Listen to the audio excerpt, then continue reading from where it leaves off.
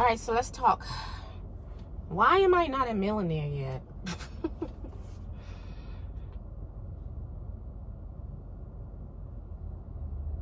I know why. Because I have passions that don't help me, hobbies that don't help me. One of the hobbies that I know does not help me is fragrance collection. Fragrances can be expensive.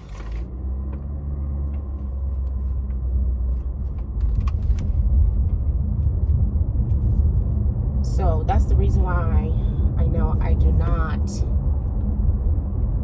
have the money that I want to have. You know, sometimes I just, maybe I have ADHD and just never been diagnosed, because I dabber into this and this and that, right? I'm like a jack of all trades. I do all these things. I look, if I decided I wanted to have a catering business, I will do it. Whatever I put my mind to, I do it. I execute it. My problem is consistency and doing too many things at a time.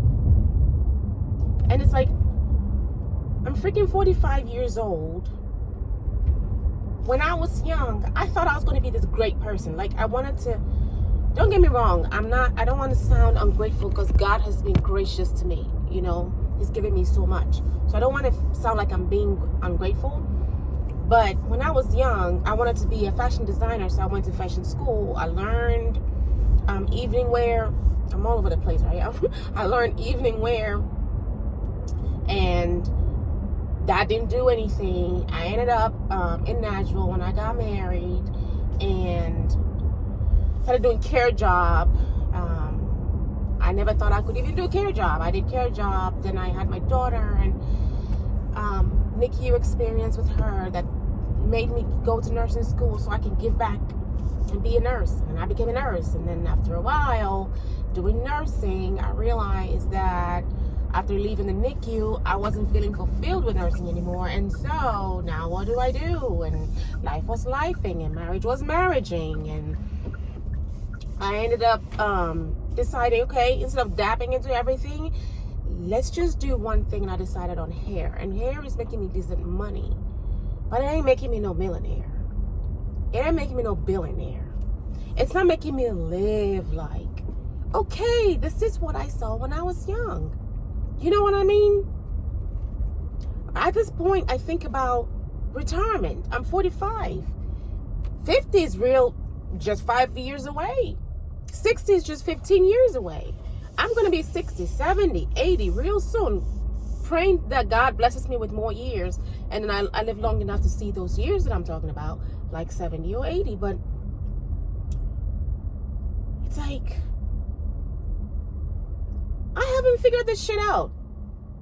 You know, you make plans, you put things into place, retirement, 401k, and all these things. But I'm looking at how things are growing, and I'm saying to myself, am I going to live lavishly in my old age? So even though this message or this video is for me to talk to you guys about lifing and decisions and learning new things, I want to ask you, what plans are you making? What are you doing to make sure that in your old age you're going to live comfortably and not paycheck to paycheck, or that you're not going to be forced to work in your old age? What age do you guys plan to retire, and what are some of the things that you're doing that's helping you? Because even though YouTube is out there for content creators to help, I also learn from YouTube. And so I'm not going to assume I know it all.